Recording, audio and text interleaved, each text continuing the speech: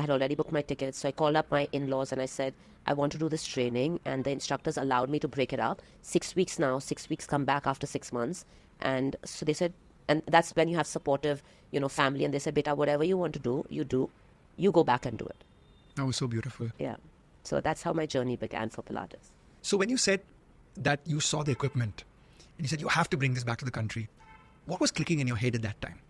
Is it that you were already a personal trainer, you'd done aerobic classes, taught aerobic classes, and you saw something, because today you have many studios, you have many people who have trained under you. Right. But at that moment, as an entrepreneur, I don't think you were an entrepreneur. Were you an entrepreneur at that time? No. But then you said I had to bring it back to India.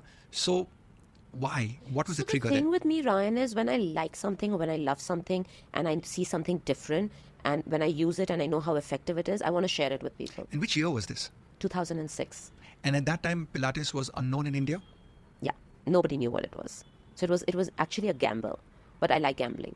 I like gambling with health. And did you import the first Pilates reformer? What did the customs say to you when they got that equipment? Did they pass it through? It was, yeah, you had to just pay custom duty. Now I'm thinking they were like, why was this lady importing this bed with springs so the into thing India? is, I actually acquired an import-export license to import this machine. The machine anyway is expensive in America, but by the time it comes to India, it's double the cost. So I told them which is the cheapest reformer that I can import.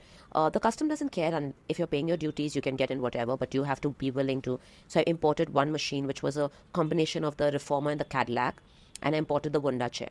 So I imported these 3 things because I had to also go back to do my exam, to do the rest of the course. So I was like, if I come back to India, how will I practice what I've learned?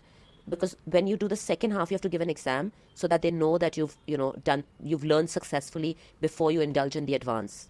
So I had to bring it back. I had to practice on myself. We had teacher training hours that we had to put in, where you practice on different bodies, and you learn how to train, because we have a twofold examination. One is a written.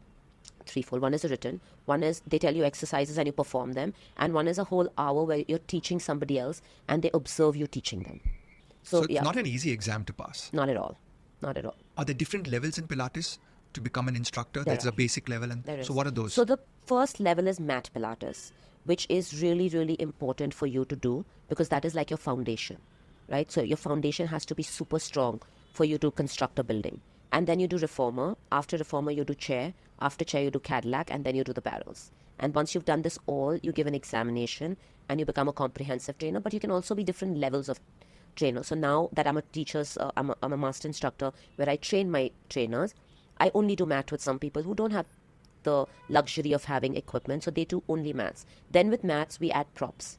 So you can do mats with a ball, you can do it with Terra bands, you can do it with Terra loops.